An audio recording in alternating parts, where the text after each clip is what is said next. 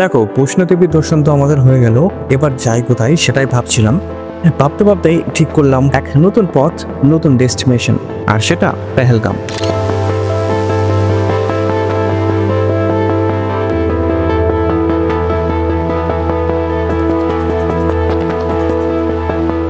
বৈষ্ণোদেবী ছাড়িয়ে আমরা এখন রাস্তায় আছি পেহেলগামের দিকে।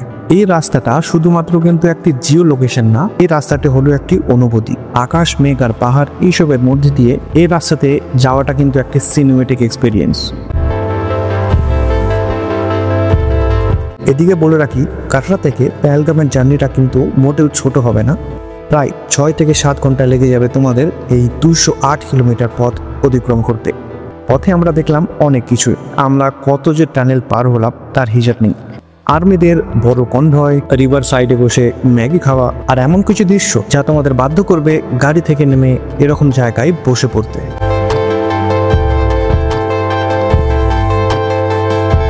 যতটা এগিয়ে যাচ্ছি আমরা পেহেলগামের দিকে, ততই কিন্তু চারিপাশের দৃশ্য একেবারে পাল্টে যাচ্ছে। চারিদিকে ভেসে উঠছে বরফে ঢাকা পাহাড়, আর আমাদের মন ভরে যাচ্ছে এক্সাইটমেন্টে। এই সুন্দর দৃশ্য দেখে মনে হচ্ছিল এখানে যেন সব কাজ ছেড়ে থেকে যাই। তোমাদের কেমন লাগে সেই ফিলিংস জানাও কমেন্টে। প্রায় অনেকটা আসার পর দেখতে পেলাম আমরা অ্যাপেল গার্ডেন। যেহেতু আমরা গেছিলাম শীতকালে, তাই এই সময়টা কিন্তু অ্যাপেল দেখতে পেলাম না। বাট হ্যাঁ, একদম ফ্রেশ তাজা অ্যাপেলের জুস ট্রাই করলাম এখানে গিয়ে। যে অ্যাপেল জুসটা ছিল 100% অরিজিনাল, যেখানে কোনো রকম ভেজাল ছিল না। আর বাড়ির জন্য আমরা ফ্রেশ কিছু অ্যাপেলের জ্যামও প্যাক করে নিলাম। এই অ্যাপেল গার্ডেন থেকে বেরোতেই আমাদের ড্রাইভার দাদা একটা সুন্দর জায়গা দেখালো। মনে আছে তোমাদের বজরঙ্গি ভাইজান মুভির সেই ভরত জোলি মেরি গানটি? সেই গানের শুটিং যে মসজিদে হয়েছিল সেটাই আমরা দেখতে পেলাম গাড়ি থেকে। এটাই সেই আশমুকম দরগা। তবে আমাদের এবার যাওয়া হয়ে ওঠেনি। কোনোদিন আবার যদি চান্স পাই পেহেলগামে আসার, তাহলে নিশ্চয়ই উপরে গিয়ে ভিজিট করব এই দরগাটি। অনন্তনাগ ক্রস করে অনেকটাই এগিয়ে এলাম আমরা পেহেলগামের দিকে। আর চারিদিক যেন আমাদের পুরো রোমাঞ্চকর হয়ে যাচ্ছে। বড় বড় পাইন গাছ, বরফে মোড়া পাহাড়, যেন স্বর্গের একটি ছোট্ট ট্রেলার দেখছি এখন থেকেই।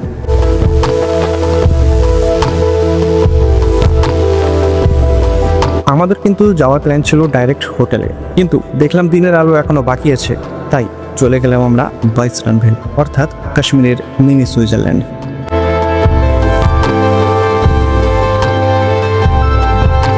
এদিকে তোমাদেরকে জানিয়ে রাখি, আমরা এসেছিলাম কিন্তু পেহেলগাম অ্যাটাকের ঠিক 1 বছর আগে, আর এই ফুটেজ কিন্তু ঠিক 1 বছর আগেকার। আর এবার আমরা যাত্রা শুরু করবো বাইসরানের উদ্দেশ্যে। কত খরচা পড়লো, কি কি দেখলাম জানাবো তোমাদের নেক্সট ভিডিওতে। তোমরা কে কে গেছো এই বাইসরানে জানাও কমেন্টে। আর নেক্সট ভিডিওর জন্য ফটাফট তোমরা সাবস্ক্রাইব করে ফেলো। দেখা হচ্ছে নেক্সট ভিডিওতে।